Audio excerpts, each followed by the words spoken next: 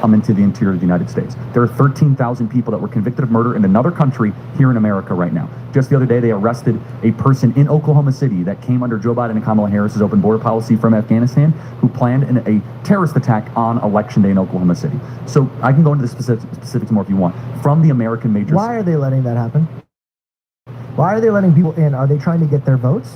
Some would say that, but let me give you a more innocent explanation. I think that's probably right. But how can they vote if they're not a citizen?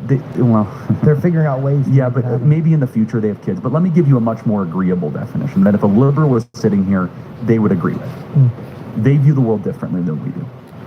You see, they say that America is for everybody, and that anybody should be able to come, and that if it decreases or diminishes our standard of living, so be it, because the world is one big project, and borders are kind of an antiquated idea, and it's a colonialist experiment. So why shouldn't someone from Honduras just be able to come on up? Now, we believe that you do not have borders, you don't have a nation, and that government is constituted to first serve its citizens, that we have a big heart, but you must first deliver for your citizens before you open your door. Hell yeah. And that is... Citizens before fucking any other country. Any other fucking country. If you come here legally, I'm cool with you being here. But if you come here illegally, send your ass back over the fucking border. That's the way families work, that's the way homes work, and that's the way a nation should work.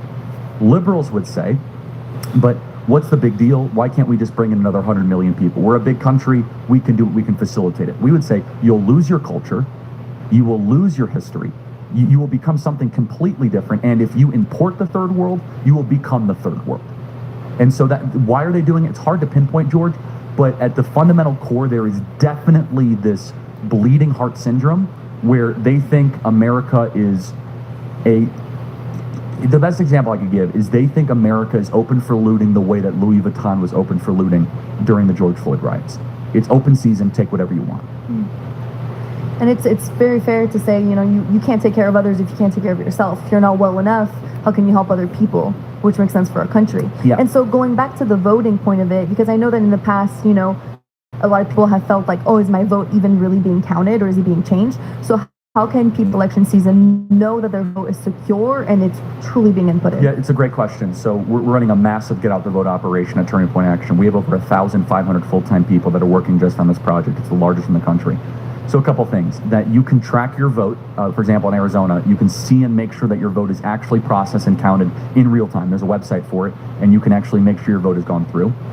If you guys want to vote in person, that's fine. But everybody in this audience needs to vote in general. There is no reason not